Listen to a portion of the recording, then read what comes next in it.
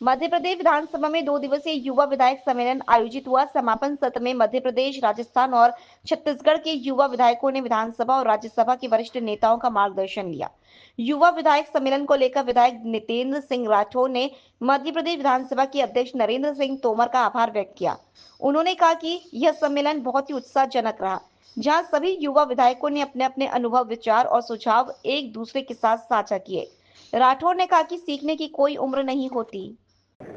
देखिए, एक अच्छी शुरुआत है। मैं धन्यवाद करना चाहूँगा हमारे विधानसभा अध्यक्ष आदरणीय नरेंद्र सिंह तोमर जी का कि एक अच्छी शुरुआत उन्होंने की है और ये परंपरा आगे ऐसे ही कायम रहे, ये कामना भी है। 3 राज्यों के विधायक, युवा विधायक आए हैं, कोई पहली बार का, कोई दूसरी बार का, तीसरी बार का, राजस्थान, छत्तीसगढ़, मध्य प्रदेश।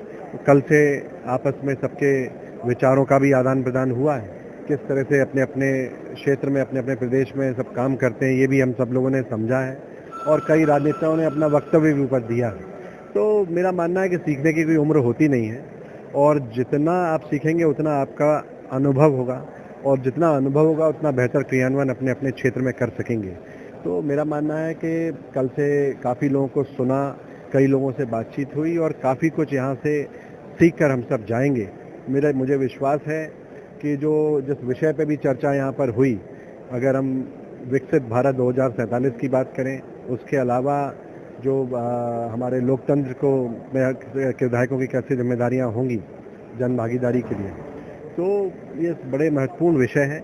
सबने अपने अपने विचार रखे और कई लोगों ने इसमें ये भी कहा कि कई तरह की चीज़ों में सरकार को भी सुधार करना चाहिए अगर हम विकसित भारत 2047 वास्तव में जो प्रधानमंत्री जी कहते हैं उसको करना चाहते हैं। उसको करने के लिए आज आवश्यकता है, हमारे किसान जो हर बार परेशान होते हैं, ये नहीं हो रहा, वो नहीं हो रहा, तहसीलों में समस्याएं होती हैं, थानों में समस्याएं होती हैं, शिक्षा के स्तर पर और जोर देने की आवश्यकता है, स्वास्थ्य के स्तर पर और जोर देने की आवश्यकता है। ये बहुत सारे विषय हैं और उसके अलावा कुछ विधायक साथियों ने बड़े महत्वपूर्ण विषय उठाए कि उन्होंने कहा कि कई जो मुफ्त की योजनाएं हैं, ये महत्वपूर्ण है, सरकारें वादा करती हैं मुफ्त की योजनाएं, लेकिन उससे अन्य विभाग कहीं प्रभावित ना हो, क्योंकि आज मध्य प्रदेश की स्थिति आप सब जानते हैं, कर्ज पे कर्ज सरकार ले रही है।